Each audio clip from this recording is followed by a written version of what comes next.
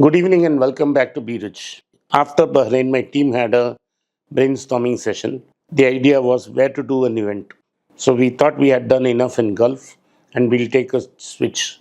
So the team decided to do an event in Singapore.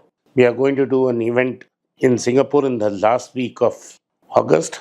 Those desirous of meeting me in Singapore can send a WhatsApp to the number given below or drop a mail.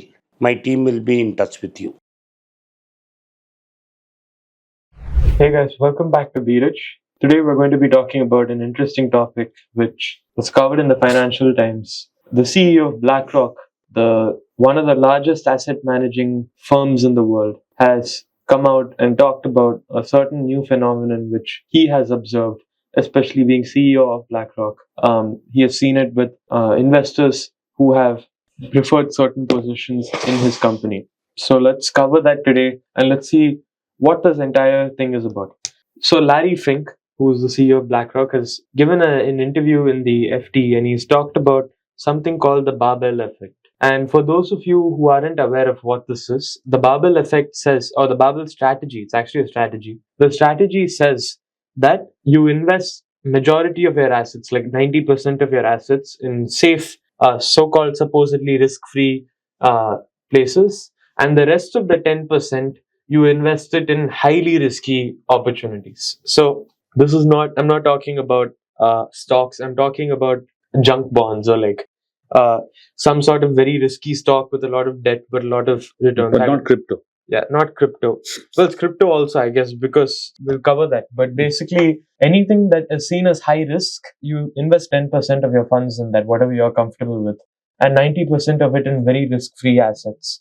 So maybe that could be like extremely defensive stocks like energy or something. So he talks about this and he says that, and this is usually seen in equities, where you look at highly leveraged companies which are supposedly hazardous or risky, and you have very risk-free companies like blue chip companies with no debt. And he talks about the fact that you're seeing a barbell effect in bonds, or rather fixed income as well. So he says that investors are now opting for low cost ETFs or exchange traded funds, which are the less risky or rather risk-free side of things, and alternative assets. These are basically stuff like paintings and memorabilia, stuff which is basically an alternative to traditional finance.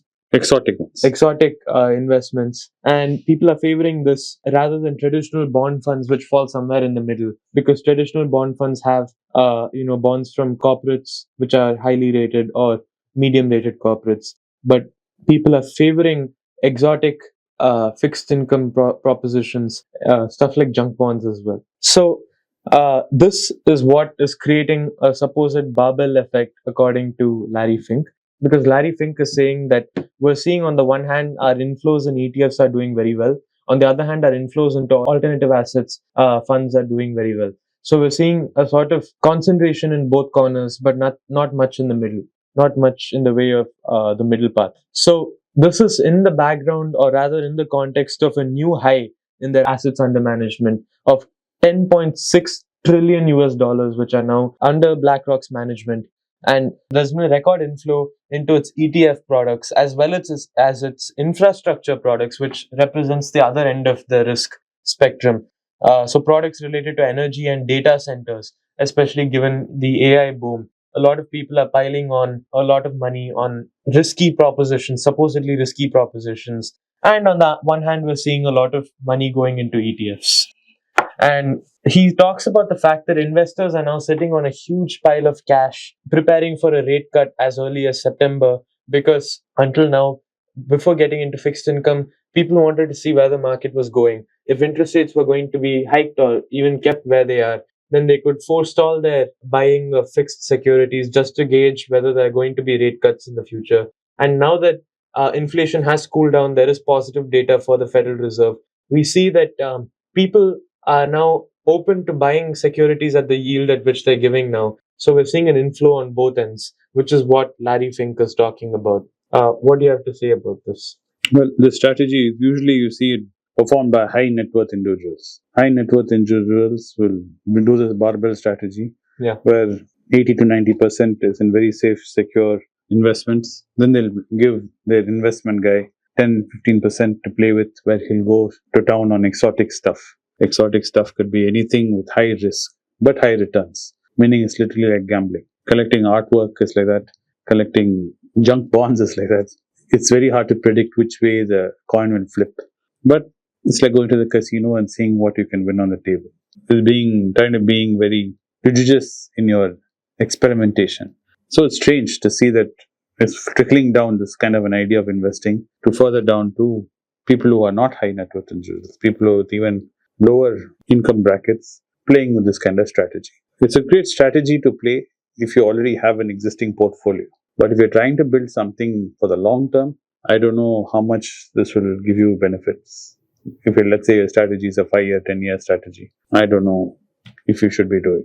And I think there's a bit of an illusion going on, because although he says a barbell effect, we don't know whether it's the same person who's putting money in an ETF is also the same person who's putting money in His motivations are different. Yeah. So he's just saying that we're seeing a barbell effect in the sense two concentrations in your in the money which is flowing. That's seeing in his whole company's portfolio. Yes. He's not talking about individual investors. Yeah. So maybe individual investors are not actually going for this barbell strategy, and it's just the fact that it's a phenomenon which is occurring, which seems to be interesting. There are some people who are sitting on the fence, and some of them who are swinging big, hoping that the interest rate cuts which are going to come will push these risky assets up in value. So if you buy a junk bond and interest rates cut down, then you're going to have a field day, supposedly according to traditional finance, supposed to have a field day in risky assets as interest rates come down. So he also mentions that equity investors have already split their money between passive index funds and high fee private equity funds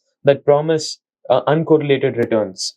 So he's saying that the same split is now coming into fixed. He's theorizing that the same split is coming into fixed income. Again, I don't see here whether people are actually consciously splitting their money in the way he's talking about, or whether it's just a phenomenon which is occurring. That seems vague to me. He hasn't really talked about that. Yeah, because he has other motivations to this. Right. So anyway, so let's see what BlackRock has to gain from this. So people are moving from cash into fixed income, that's for sure. ETFs and private credit plus infrastructure debt funds. These are the two barbell sides where you have ETFs on one side and you have private credit and infrastructure debt funds on the other side.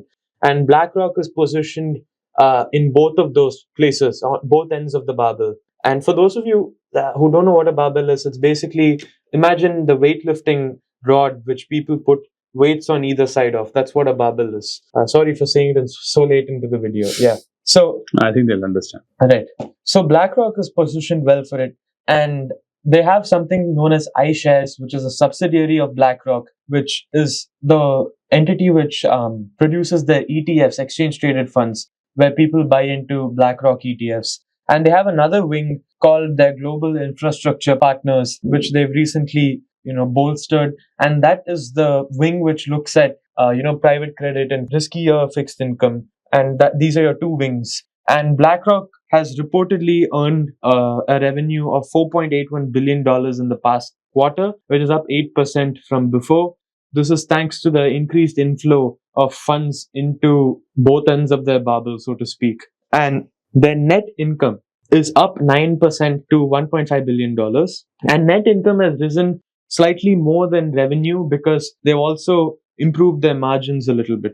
And BlackRock has also purchased something called Preqin, which is a private markets data provider. And they're trying to push into alternative assets and technology assets. So basically your Bitcoin, your Ethereum, and other, less mainstream assets. NFTs were supposedly one of these things, but that burst and failed very, very spectacularly. Yeah. But other assets such as this. And ETF inflows have boosted their revenue due to strong interest in Bitcoin. So BlackRock was pioneer in coming up with the Bitcoin ETFs, which we talked about before, I'm sure, on Be Rich. And today that has paid dividends for them because they're able to charge a fee for people trading in Bitcoin. And iShares is basically a subsidiary of BlackRock's, specializing in ETFs, as I said before. And this is all I have for you today. Do you have any closing comments on this? Well, like I said, what does this do as an investor, retail investor? What do you do with all this information? Well, what you can do with this information is that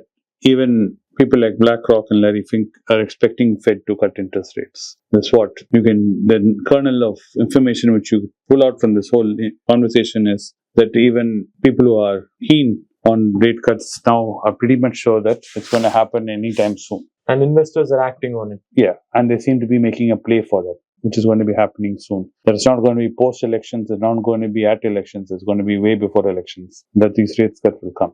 And consequently, what will happen in the market is also very apparent. If rate cuts starts coming in, that means more liquidity in the market. The stranglehold the Fed has on cash flow will change. And what does this mean globally also means more cash will flow out of the American market because American short-term interests will drop and people will rather look for other ways to invest their money, and this will come out. But will this stop inflation and will the Fed be shocked again into raising interest rates? Is very hard to see the future. Will interest rates stay where they are and will they keep cooled off? I do not know. Especially post-election, we'll have to see what the new president does. If it is Trump, we have a set of ideas what he may do and the impact it will have on the American market and consequently the global market. If it's the Biden or whomsoever the Democrats put up on their ticket, they win again. We have a rough idea what will happen in terms of the American market. So this is all short term, extremely till November, but we'll have to wait and watch as long-term investors and see what happens. Yeah. So we hope you enjoyed this video, and if you have any suggestions for future video topics, please do comment in the comment section below. We do try to make it a point to read the comments. Thank you for watching this video. Please like and subscribe if you like this video. Please share it with your friends and family members if you think they have some value to take out of this. And as I mentioned before, please comment, and we'll hope to see you in the next one. Thank you. Thank you.